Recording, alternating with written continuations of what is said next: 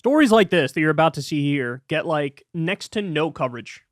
I mean, this is like, it'll barely be a blip if it gets mentioned at all on the CNNs of the world and MSNBC and Fox News and the nightly news and stuff. I guess shout out to CBS for even writing this article, but like how many hits did this article even get? So this is the sign of a failing society, if you ask me, but look at this. Candy company Mars uses cocoa harvested by kids as young as 5 in Ghana. This is from a CBS News investigation. Again, big shout out to CBS News for doing the work on the ground, because this is the sort of investigative journalism that doesn't really happen much anymore, you know? Okay. In the blistering heat, CBS News found children in Ghana as young as 5 years old using machetes nearly as big as themselves to harvest the cocoa beans that end up in some of America's most loved chocolates.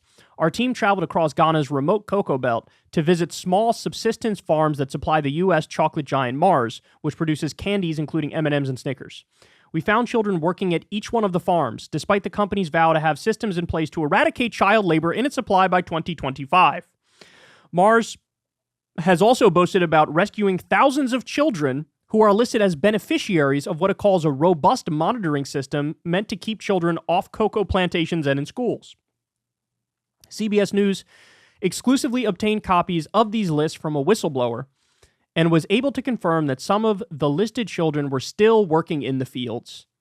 Munira, 15, is one of those children. She has worked in the cocoa field since she was 5 years old. Education is a luxury with her school an hour-long walk away and transportation options expensive. Last year, her family harvested 1 bag of decent quality cocoa. A 140-pound bag of the produce fetches only about $115. Last year, field supervisors contacted Mars, visited Munira.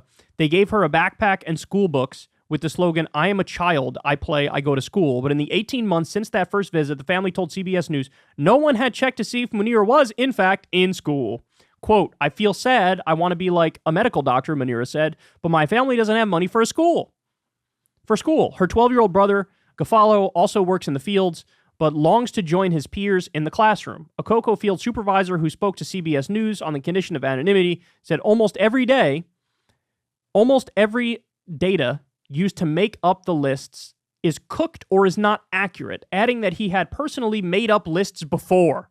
He and other supervisors told CBS News they were under pressure to produce names, often with only 24 hours notice, and he said the companies never verify the information. Of course they don't. Nobody has come back to check as to whether it's true or not, he said. CBS News spoke with nearly a dozen children whose names were on those lists. None of them were in school, and none of them had been regularly monitored to ensure they were attending class. "No one came here ever," one child told us. "In some cases, names on the list were outright fabrications." CBS News visited a farm where, according to a list, there was a child who was no longer working in the cocoa fields. The list identified her as the daughter of the farmer, but she doesn't exist. Only a third of the 300 students registered at one school visited by CBS News actually attend classes. All students said they harvested cocoa either before or after school. CBS News also visited a cocoa warehouse in Ghana that supplies Mars. An employer at the warehouse, who's not being named by CBS, said child labor was an offense in the country, but he could not guarantee all the cocoa handled at the facility was produced without it. Quote, "I can't say 100%, he told us." Okay, so this story here reminds me quite a bit of, I want to say, what was it, Nestle? I think it was Nestle. So there was a story about how Nestle literally uses slave labor. So ironic, we're reading this story about Mars here. They're using cocoa harvested by kids as young as 5. But I don't know. I don't see any indication in the article that they weren't literally were slaves and weren't paid. It's child labor, and I'm sure they're getting massively underpaid. But ironically, Mars is the better of the chocolate companies, because again, Nestle, the story was they're using literal slave labor.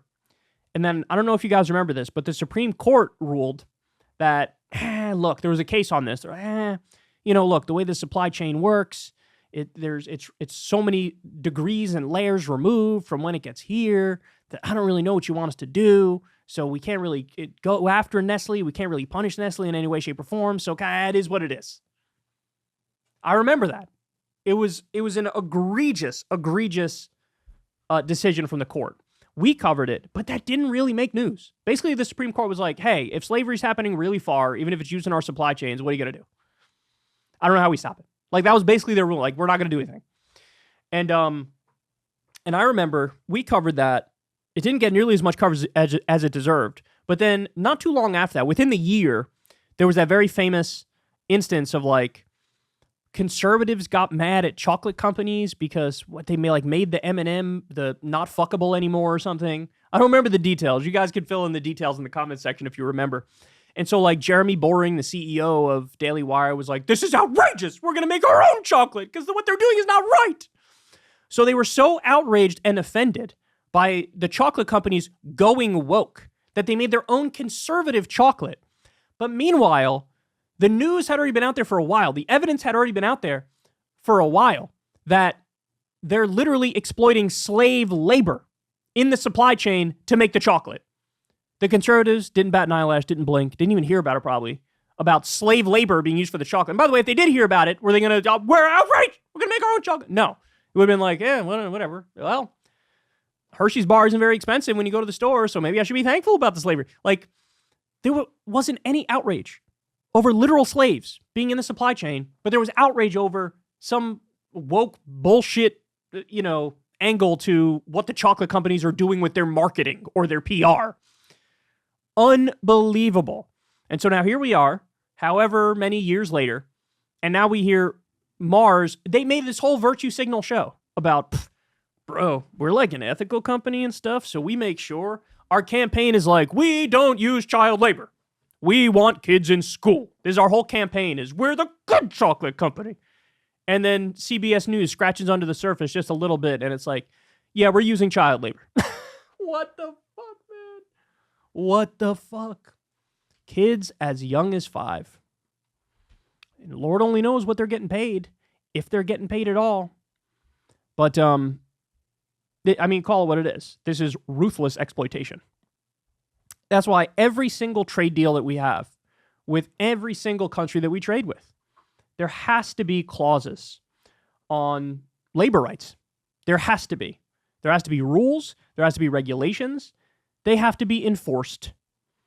Because if not, look, this is the nature of unchecked capitalism, right? It's like, we're just going to try to get this product as efficiently and cheaply as possible to the store so that you only have to pay $2.50 for this piece of candy. It's like, you know what? If you have to pay $3.99 in order to not have forced child labor or slavery on the other end of the equation, I think we can all deal with that, right? And just an interesting piece on that. There was some Scandinavian country that unionized at their McDonald's, and they pay the workers like $20 an hour. And there was oh my God, the sky is falling. You can't pay $20. The price of a Big Mac is going to be unattainable. It's going to be terrible. And it's like the prices went up minorly, and the workers are getting paid a decent wage now. So the idea we can't do it, it's not possible because of like economics reasons and stuff, that's totally bogus. It's totally bogus.